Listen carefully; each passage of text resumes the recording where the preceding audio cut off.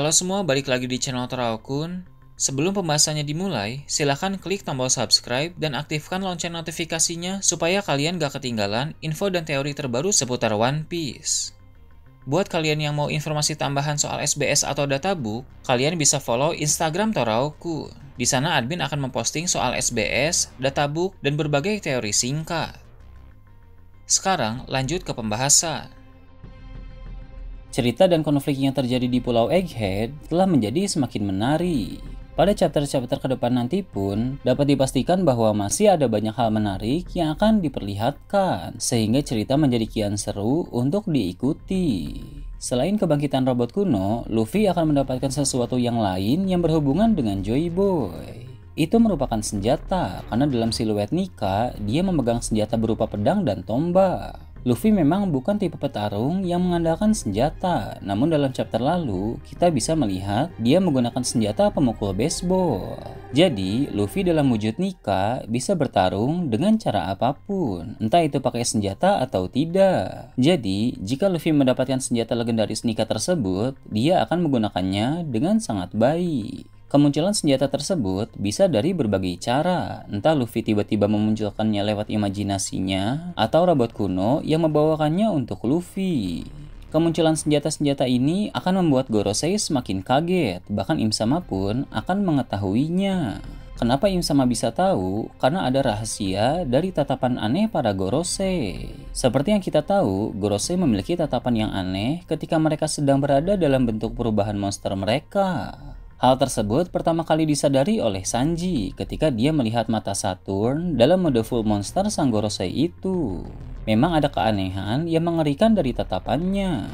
Kemudian, ketika Gorosei lain datang ke Pulau Egghead, terlihat dalam bentuk perubahan mereka semua memiliki mata dengan tatapan aneh mirip seperti Saturn. Hal tersebut tentu bukan tanpa arti, melainkan ada misteri yang menarik. Dalam chapter 1112 akan diketahui bahwa alasan dibalik tatapan aneh para Gorosei adalah karena mereka berbagi penglihatan dengan Im Sama.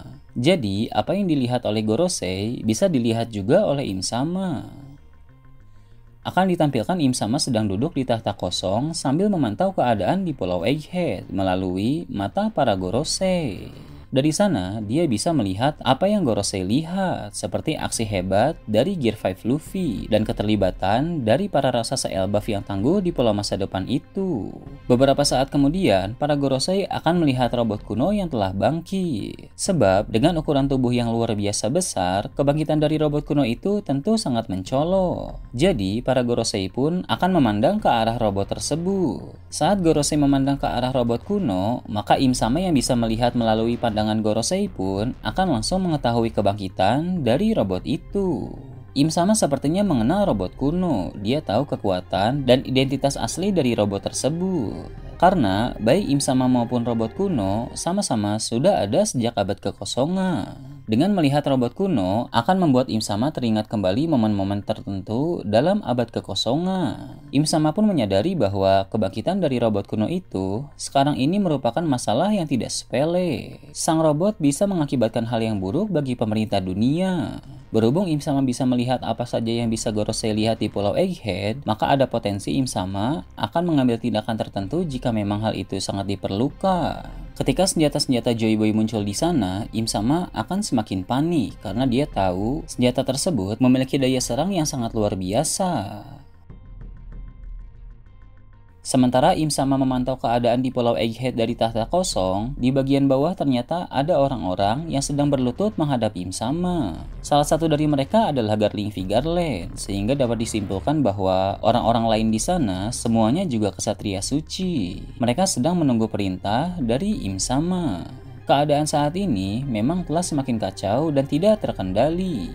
Bukan hanya di Pulau Egghead saja, melainkan juga di tempat-tempat lain. Maka kesatria suci akan segera dikerahkan oleh Im Sama untuk misi tertentu yang berkaitan dengan pasukan revolusi. Seperti yang kita tahu, pasukan revolusi menyerang kapal-kapal supply yang menuju ke Marijoi, sehingga para Tenryubito mulai kekurangan bahan makanan.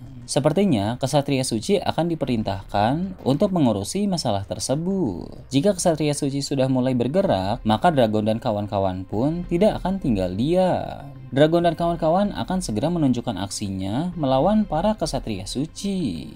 Setelah menampilkan Im Sama dan Ksatria Suci, cerita akan beralih ke tempat di mana Fleet Admiral Akainu sedang berada. Dia sedang berbicara dengan Kizaru melalui Denden Mushi. Kizaru sedang duduk di atas kapal dalam kondisi yang terluka. Saat sedang berkomunikasi dengan Akainu, Kizaru melaporkan bahwa dia merasakan kedatangan dari semua Gorosei. Baik Kizaru maupun Akainu sama-sama sepakat bahwa hal tersebut benar-benar gila. Karena para Gorosei yang biasanya hanya memberi perintah dari Mary Joyce, kini semuanya turun ke medan pertempuran. Kizaru juga akan menceritakan pengalamannya bertarung melawan Luffy kepada Akainu.